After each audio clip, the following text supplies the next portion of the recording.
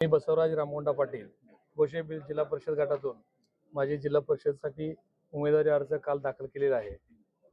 त्या भागातील स्थानिक प्रश्न, कारण ही निवडणूक ही कार्यकर्त्यांची निवडणूक आहे,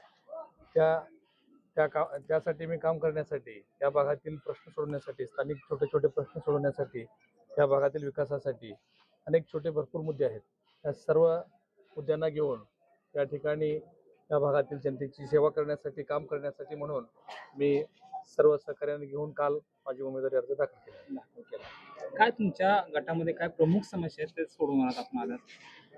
आमच्या भागातील प्रमुख समस्या रस्त्याच्या आहेत, लाईटीच्या आहेत, विजेचे आहेत, अनेक छोटे छोटे घरकुलचा विषय असेल, विहिरीचा विषय असेल, शेतकऱ्यांचे प्रश्न आहेत, असे अनेक प्रश्न त्या ठिकाणी आहेत। येणाऱ्या काळामध्ये जर त्या भागातील जनतेने आमच्या संधी दिली तर नक्कीच मी त्या संधीचं सोनं करून त्या भागातील जनतेचं काम करेन। एकंदरीत मतदारांना काय आव्हान करा?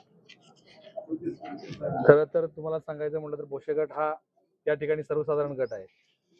त्या ठिकाणी आमच्या भागातील जनता नेहमी त्या गेल्या 10-15 वर्षाच्या राजकारणामध्ये आपण जर बघित असेल, आणि मंगळा तालुका हा स्वाभिमानी मतदार आहे, त्यामुळं त्या ठिकाणी आज भरपूर मोठ्या प्रमाणामध्ये या ठिकाणी जनरल असल्यामुळं उमेदवारी त्या ठिकाणी दाखल झालेली आहेत। आणि आमच्या पार्टीतून देखील मी स्वतः तीर्थक्षेत्र विकास आघाडीच्या माध्यमातून उमेदवारी अर्ज दाखल केलेला आहे। आमचे सहकारी, आमचे कारखान्याचे संचालक, त्यांचे चिरंजीव कोळेकर वकील त्या ठिकाणी काँग्रेसमधून उमेदवारी अर्ज दाखल केले आहेत। आमचे दुसरे सहकारी ठिकाणी दादासाहेब दुलतडे हे राष्ट्रवादीमधून अर्ज दाखल केले आहेत।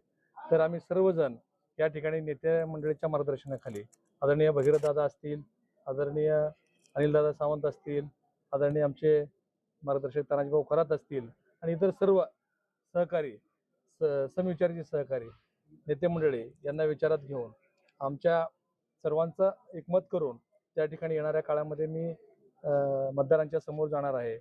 पण एकच या निमित्तानं आपल्याला मी सांगू शकतो की आमचा हा भोसे जिल्हा परिषद गट स्वाभिमानी गट आहे।